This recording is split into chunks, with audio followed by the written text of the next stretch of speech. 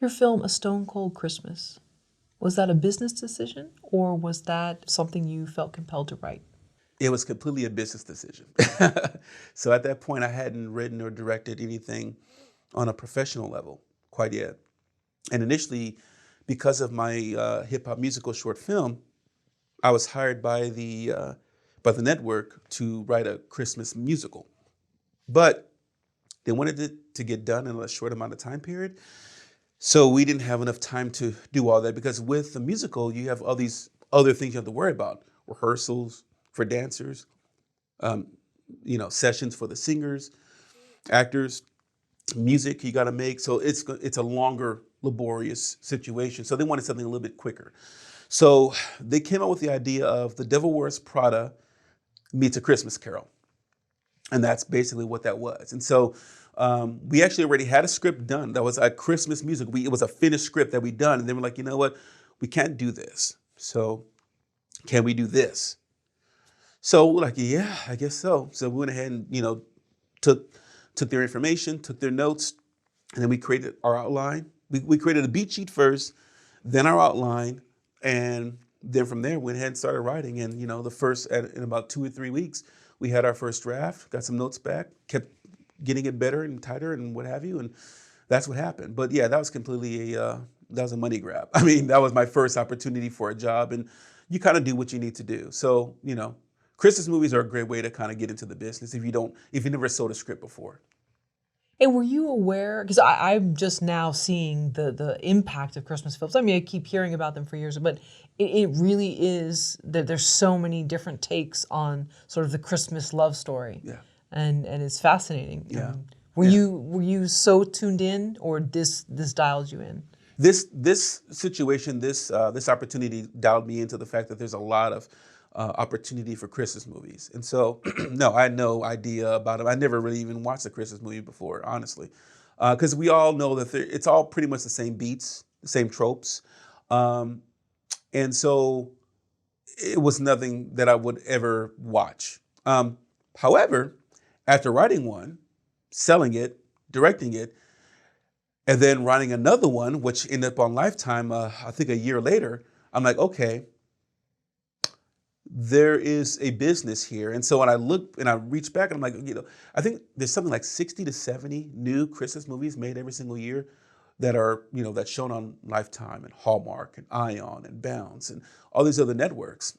Even Netflix is now getting into it, So there is, every single year, there is a rich opportunity of selling these movies. And so I keep telling all my friends who have never sold a script before, I'm like, you want to sell a script, write one of these. Like, go watch a few, learn the beats. It's all the same stuff. I mean, I can literally give you the point by point of it. It's all the same stuff. Learn it and then go write it, but put your little twist on it, so that way you won't like get bored or go crazy with it, because they can be boring to write. What if someone says, I'm not going to do that. I want to be Paul Thomas Anderson. I want to be John Singleton. I want to have a certain take, and I don't want to do the same trope of a woman discovers love in the holiday season. Yep. and sees whatever her life is and changes it. So what do you tell someone like that? Yeah, that's a very good question. If somebody wants to, switch it up and do something that's quite different than what the typical tropes are, okay, I'll give you the business piece, and then I'll give you the artistic piece. The business piece is, the customer is always right. If the customer wants a woman who goes back to her old hometown, finds, hooks up with her an old fling, falls in love, discovers love, loses the guy, wins him back, kisses, and the snow falls in the end with the dog by her feet, they're paying for it. Give them what they want. That's the business side of me. And you can make a killing doing that, because like I said, there's so many of these every single year. The artistic side says if you want to do something different, you want to go ahead and mix it up a little bit, do something that typically is not done, go write it. But don't expect to sell it. Go write it. I wouldn't expect to sell that, because that's not what they're asking for. The customer is always right. They're the ones flipping the bill. And they know what they want. They know their audience. They've done this for a long time, longer than you. Now, if you want to go make it and then, go finance it yourself or raise the money and go shoot it yourself and then try to sell it or put it on, a PVOD situation, then great, go do it. But if you're trying to get it to Lifetime and Hallmark and Ion and all the other ones, they know what they want. In fact, there's mandates. They literally give you this, 12-page document regarding what they're looking for, what has to happen. And if you don't give them that, they're not going to buy it. So you kind of have to look at it from the business standpoint. They know their audience. Could I get that from their website? No. Okay. They don't give the mandate on the website. You get it through people that have worked with them in the past, that know it, that have given it, like I have one because somebody gave it to me. Or if you get hired for a job, then they'll give it to you. This is what we want it to be. So let's say, okay, I'm gonna write a Christmas movie. I want to try it, and I'm not gonna just my heart's gonna be in it as much as it can be, knowing that it might be a money grab. But I have a few cute stories. What's the route to getting it to someone there? So I spend time. I've had people review it. I think it's in good shape. Yeah. Easy. The easiest route to do it is to work with somebody, a producer that has worked with them in the past, and they'll go ahead and get it to them. Oh, okay. Because typically the way it works is, so I have an executive producer friend of mine who has a deal with different networks. And the deals typically are more than one movie. They're like a 3-picture deal. So in these 3-picture deals, that may include a Christmas movie, a thriller, a woman in power, woman in peril, as they used to say, a movie. They typically are not just one-offs. So unless they have something already in their pipeline, which also happens a lot, where they've already are developing, this executive producer is already developing something with somebody else, if you are able to connect with them and say, hey, look, I have some Christmas movie scripts done. Like, here's the craziest thing. I've never seen this before. And again, I'm new in this business, 3 years in, but once COVID began and the system shut down and nobody was shooting anything, I got hit up so many times by people saying, hey, do you have any scripts? Do you have any scripts? Do you have any completed projects? Because they were looking for content. So we know that there's a need for this kind of content. So yeah, I would just say, hey, go look at a few movies on some of these networks, see who the producers were, hit them up. This is what I do all the time. Hit them up and be like, hey, look, I know you did this. I love the movie. Like, give them some love. I love the movie. You guys were amazing. I have a script that's already completed. And, I won't tell you what it's about because I know you probably don't have, you probably have a no solicitation situation there, but I want to be able to get this to you. What's the best way to do that? And I would do it that way. Now, I mean, it's harder if you don't have a manager already. But if you do, you can have the manager get in contact and do that same work for you. So make sure these are finished scripts. It's not just a treatment. It's not just an idea. These are finished. People have reviewed them. You've checked them for errors. Okay. Yeah. And if you don't have a manager or an agent, are you finding them through IMDb Pro? Yep. Maybe IMDb Pro literally is that. So look at again. You want to go with a person that has already put the work in, that already has a relationship with these networks. And I would totally do that. I'll go through IMDb Pro, find the producer, because a lot of them are like, I mean, they're working, but they're not like famous. So it's like, they'll take a phone call or an email, and then don't send them the product because they don't want to have unsolicited stuff. You want to communicate first what's going on here and say, hey, look, this is what I have.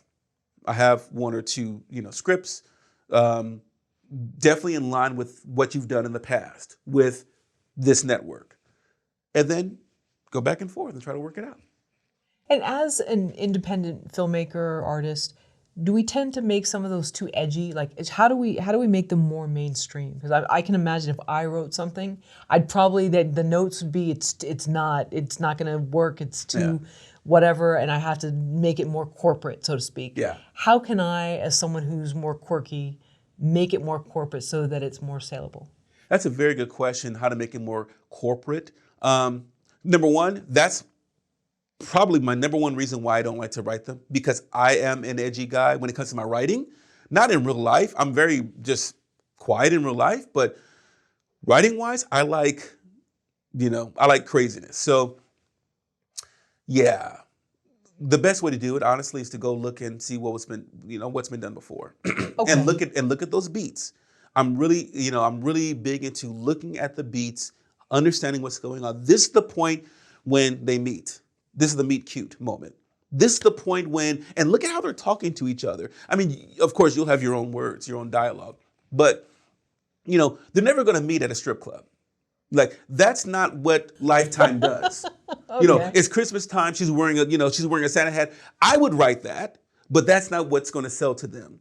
So you have to have some situation. So they're going to meet someplace in town, puppies or a bakery, or they're doing the Christmas decorations at a hotel. But then find a little twist to it. You got to find your twists are going to come in maybe taking some of the tropes that we've seen before and doing something like going left when people typically go right. We think that the first guy that she meets is going to be her lover, or the person that she's going to fall in love with. But maybe it's not him. Maybe it's another person.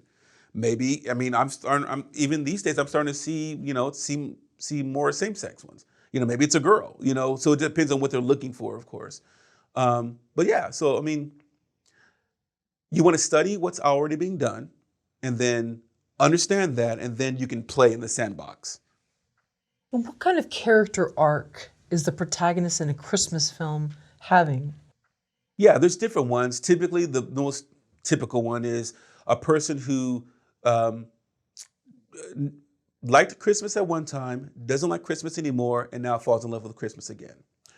That's one typical one. Another one could be a person who once was in love, had her heart hurt, fell out of love, and now she's falling in love again. Those are the typical ones. That's ones like, I'm not kidding when I say it's pretty much the same beats. The question is, where do you put it?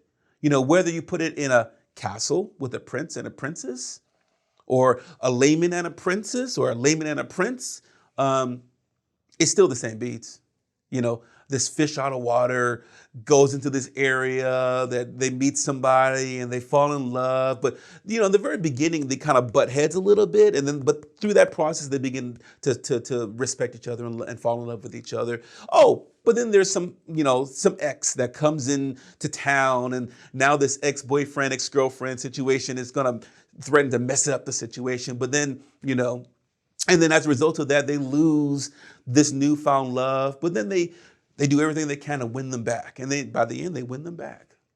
So the ending always has to be a happy ending. Always a happy ending. Always. Okay. Always a happy ending. You will not sell a non-happy ending. So, and it can't be something that's a little bit where it's a vague ending. It has to be very clear cut. Very clear cut. Interesting. Yeah, I know. It's crazy. But that's what they want.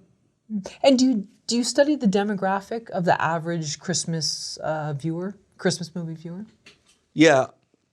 In regards to the demographic of the average Christmas viewer, it's, think of the networks that they're on.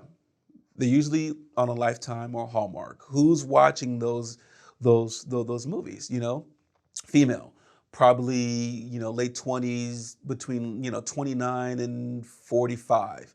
That's who it's for. So, you want the guys to be hot.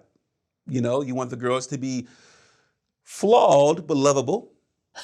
What does that mean? What is flawed but lovable? They make mistakes. Okay. They do things. They're a little bit too caring. They're a little bit too into Christmas, or they've given up on life. Not life, but love. They've given up on Christmas. But then through the process, they learn to fall in love with that again. Right. And they always have the perfect house and the perfect hair. Yeah. I'd love to see one with messy hair, but I don't know if they'll do that. But yeah, I guess it depends on where, a person with messy hair, where would you place that out? A hair salon. Okay, If you did there a you Christmas movie at a hair salon, you see it has to be organic still. So it could probably actually that might I've never seen that before. That might actually work. There you go. A Christmas movie at a hair salon. You know, this hair salon is maybe it's I don't know, they're losing its Christmas spirit, or they're about to lose it because they can't make enough money, or you know, there's a lot of ways that you could take that. Right. An evil developer comes and wants, and they're out on their lease. Oh, and yes. then it turns out the evil developer's son, and he makes her believe in Christmas again. There you go. Or love again. I mean, all that. Literally, that literally is how it works. Right. Like you see where it's going now, and now you're like, okay, I know what I need to do. I know these beats I need to have. I know the inciting incident. I know the midpoint. I know the all is lost. You know, I know the beginning and I know the end. Like to me, that's how I do my scripts. I start from the end, like where do I want them to end up, and then I make them the exact opposite in the beginning, and that's how I know I'll have an arc. Interesting. Okay. Yeah. Great. And she's about to lose her lease on December 26th. Yes. And let's so, go. right, there you go. There you It's go. written. Giddy up. Right. Add water and stir.